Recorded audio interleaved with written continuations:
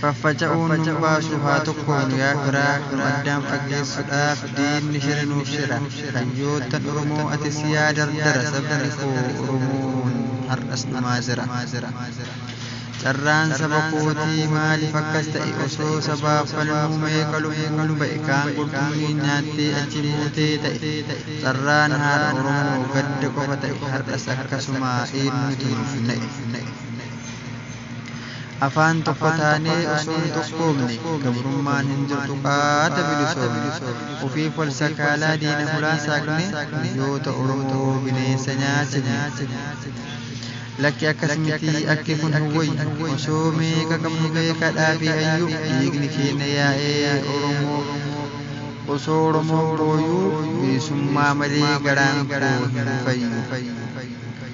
osoo ilmaan Oromoo billaa hanqalamu kaan sabaaf quuqamu rasaasan tumamu kaan sallayyatti bineensa nyaatamu nuti wal qoqqoodaa dhabamne tokkoomu badii maalii qabna kan akkasuma gootu osoo lubbuun jirru bineensan nu mo'atu kuni har'as jira kunoo har'as jira ba'aa meeqa baachaa kan dhabne obsinee kan nu awwaalachaa jirraa sobaa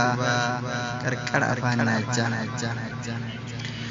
achi nurraan siqu barri gaddaaf gadadoo ajjeechaa ilmaan Oromoo kichuu hanga manguddoo madaayyuu asiin ooru gamasii waraanama yooma bilisa baanee rurra wal aanama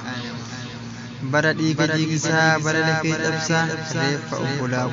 bineensa nyaachisaa yoom hara galfadhaatu itti yaa qomoo ofitti hin callisin falmadhu Oromoo